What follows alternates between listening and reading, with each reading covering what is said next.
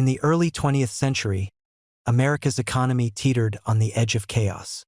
The year was 1907, and Wall Street had just been rocked by a panic that nearly brought the entire financial system to its knees. Banks failed, lives were ruined, and confidence in the American economic machine evaporated almost overnight. But from this crisis rose an opportunity. Behind closed doors, away from the eyes of the public, the foundations of a new kind of power were laid. One that would shape the U.S. economy for over a century, control the value of your money, and quietly decide the fate of nations. It began in secrecy. In November 1910, 6 men, including bankers, financiers, and a U.S. senator, boarded a private train to a remote location, Jekyll Island, Georgia. Their mission? To design a central banking system for the United States.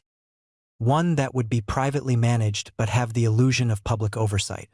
Among them was Paul Warburg, a German-born banker with deep ties to European financial dynasties.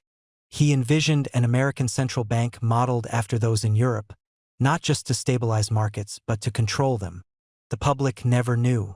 The press was told it was a duck hunting trip. But what they built on Jekyll Island would become the foundation of the Federal Reserve System, a private entity wrapped in government clothing, designed not merely to help the economy, but to shape it. In 1913, under the administration of President Woodrow Wilson, the Federal Reserve Act was passed into law. And with that single act, the power to create money, set interest rates, and influence global finance was transferred from the government to a board of unelected officials. What the public believed was a necessary reform may have been the most quiet takeover in modern history. What if I told you that the dollars in your pocket don't really exist? Because when the Federal Reserve creates money, it doesn't do it the way you think. Not with gold, not with silver, not even with physical bills. It does it with numbers, digital entries, currency created out of nothing with the tap of a keyboard. This is called fiat money, currency not backed by any tangible asset. And since 1971, when President Nixon ended the gold standard, every dollar in circulation is based solely on trust in the U.S. government and in the Federal Reserve. But trust can be manipulated. Here's how it works. The Federal Reserve buys government bonds from banks. It pays for those bonds with money it simply creates, adding reserves to the bank's accounts. Those banks then lend that money out, multiplying it through the economy. It's called fractional reserve banking, where banks only hold a small portion of deposits in reserve and loan out the rest. This creates a cycle of debt. And with each new loan, more money is created, increasing the supply and lowering the value of every existing dollar. That's why inflation eats away at your savings. It's not just a natural phenomenon. It's engineered. The more dollars that exist, the less each dollar is worth. And the Federal Reserve, with no direct accountability to the people, decides when, how much, and under what conditions money is created. Sound like a system designed for stability, or one designed for control? One of the Federal Reserve's stated goals is to prevent economic crises, to smooth out the highs and lows of the economy, manage inflation, and ensure full employment. But what if the very system designed to prevent recessions was actually creating them? Since the Fed's creation, the U.S. has experienced the Great Depression, the stagflation of the 1970s, the dot-com crash, the 2008 financial collapse, and most recently, the pandemic-induced recession. Each time, the Fed stepped in, lowering interest rates, injecting liquidity, and bailing out banks deemed too big to fail. But with every intervention, a dangerous pattern emerged: short-term fixes, leading to long-term instability. Low interest rates make borrowing cheap. This fuels speculation, asset bubbles, and risky behavior on Wall Street. But when the bubble bursts, the damage spreads across the entire economy, hitting working people the hardest. And who benefits? Major banks, hedge funds, corporations with access to near-zero interest loans. Meanwhile, ordinary citizens face rising costs, stagnant wages, and mounting debt. It's not just a cycle of economic expansion and contraction.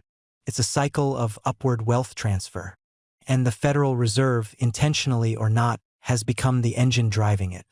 So the question remains, is the Fed managing the economy? Or are they managing perception? while the real winners quietly cash in. The Federal Reserve is often described as independent, free from political influence, guided by data, not ideology.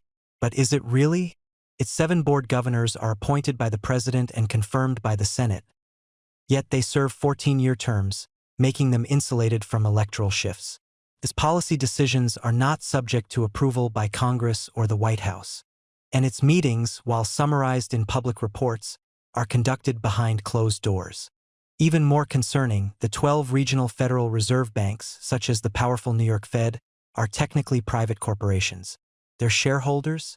Member banks. That's right. The very institutions the Fed is supposed to regulate are part owners of the system. This creates a dangerous conflict of interest. How can a central bank truly be independent when its structure intertwines public policy with private profit? Critics argue that the Fed's independence shields it from transparency, that its dual mandate to promote stable prices and full employment often takes a backseat to preserving financial stability for the elite. And when it comes to audits, Congress passed a limited one-time audit in 2010, revealing trillions in emergency loans to domestic and foreign banks during the 2008 crisis. What else lies beneath the surface? We may never know. When trillions of dollars are created, someone has to receive them first. And it's not ordinary workers. It's not small businesses. It's not you. It's the financial elite, the commercial banks, institutional investors, and multinational corporations closest to the money spigot. This is called the Cantillon effect, named after 18th century economist Richard Cantillon.